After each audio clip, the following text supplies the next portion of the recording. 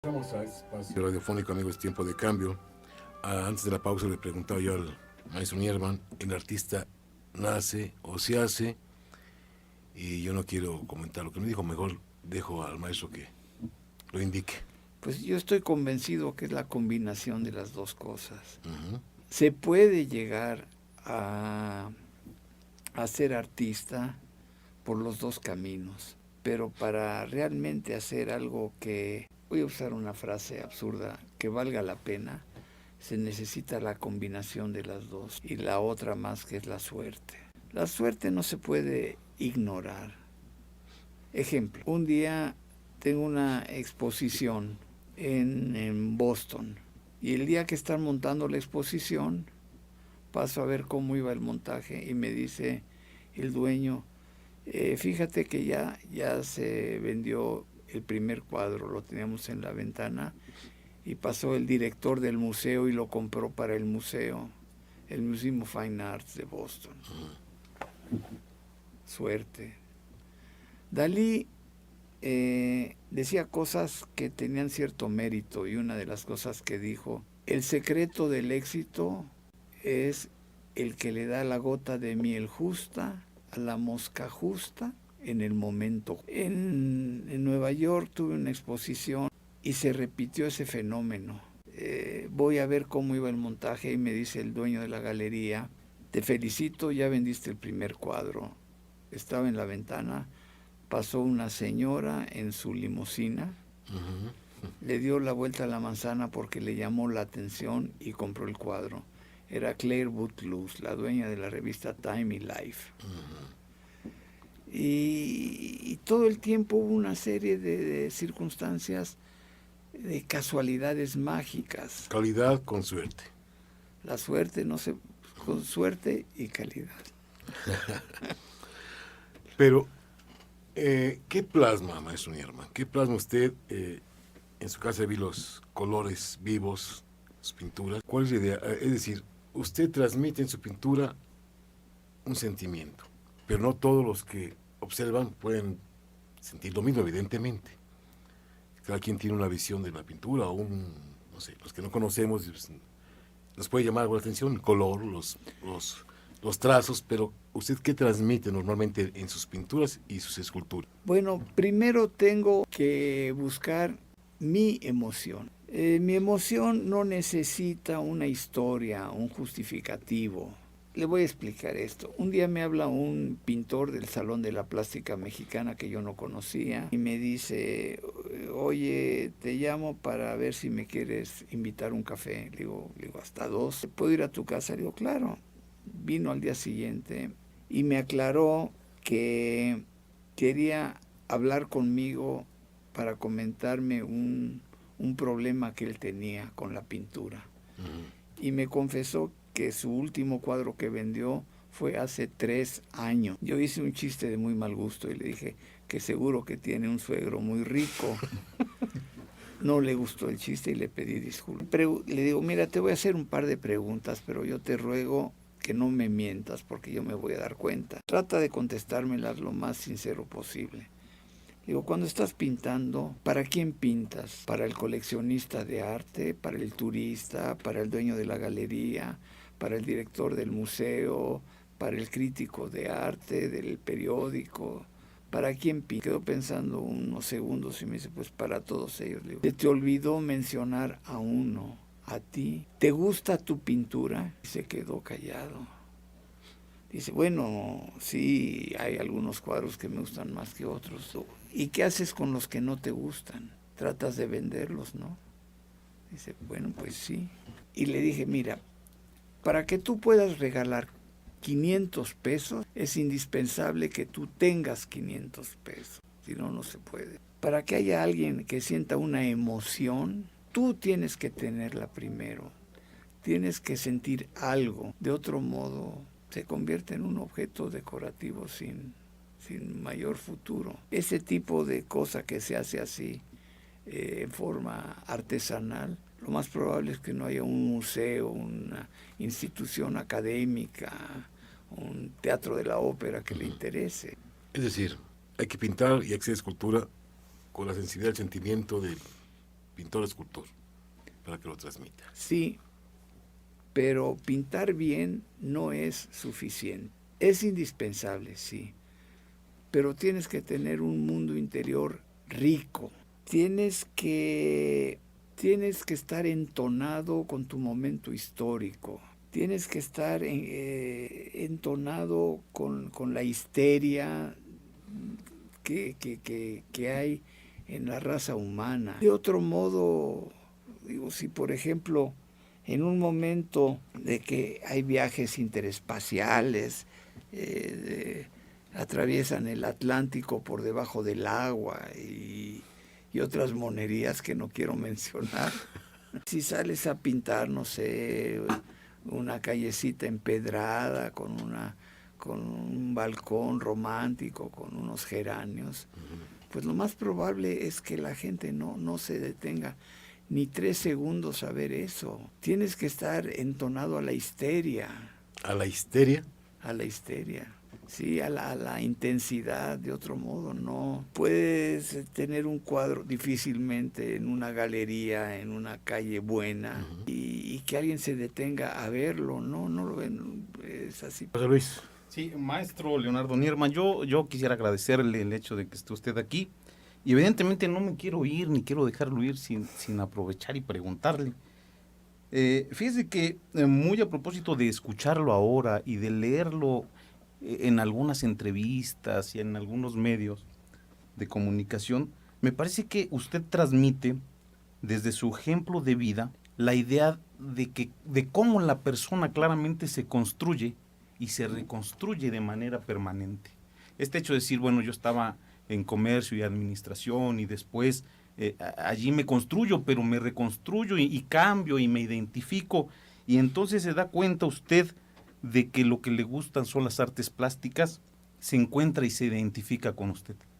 Razona y se apasiona, ¿no? Que es una dupla interesante. A mí me parece que mucho de lo que he leído y de lo que escucho ahora expresa alegría y armonía, lo comentábamos hace rato.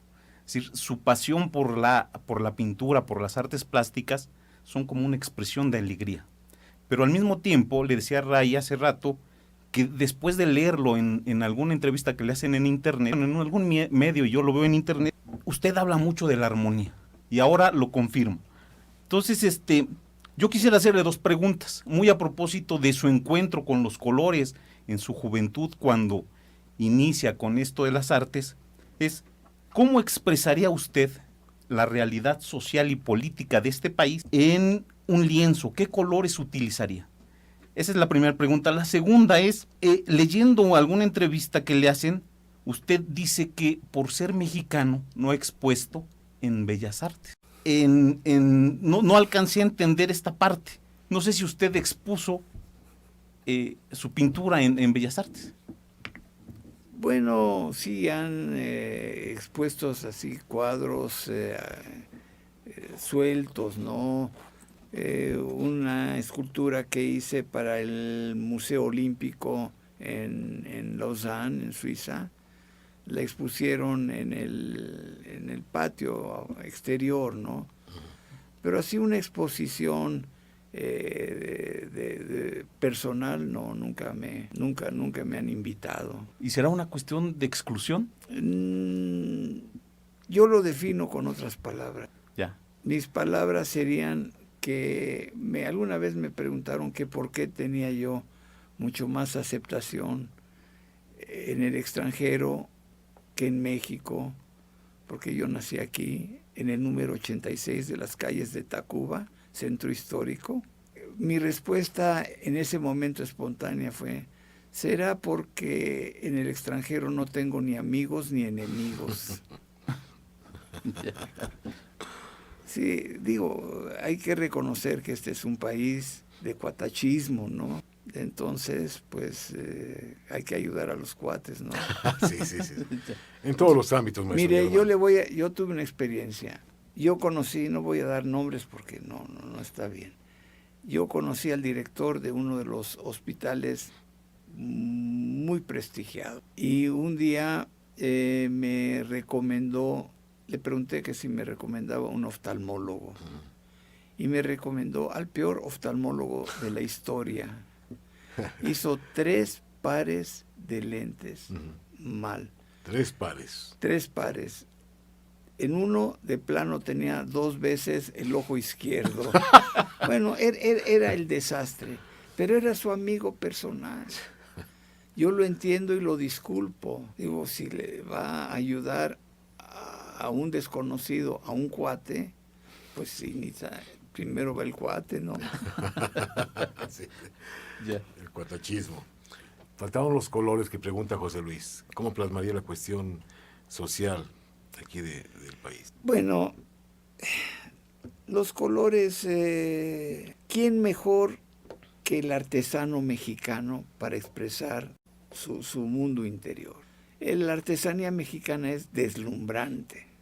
Si usted compara la artesanía de países muy desarrollados, muy ricos y demás, comparado con lo de México, hacen el ridículo. El color que tienen los huicholes y la originalidad que tienen esos como monstruos que hacen. O sea, tiene un talento especial. Estoy convencido, por ejemplo, que la comida mexicana no solamente es la que más me gusta, sino creo que es la mejor y la más creativa. Por ejemplo, siempre digo este ejemplo, ¿qué piensa de un país que hace un guisado muy bueno y le pone chocolate y sigue funcionando?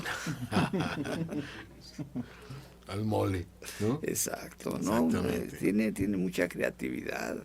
¿Cuál es la idea fundamental en sus obras? ¿Tiene algún objetivo que se vaya entrelazando en cada pintura? No.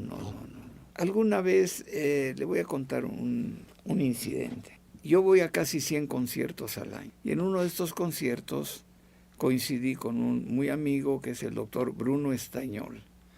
Extraordinario neurólogo y un escritor estupendo. Y después nos fuimos a cenar con su esposa y durante la cena él escribió un libro que se llama La mente del escritor. Él está muy interesado en la parte creativa del cerebro.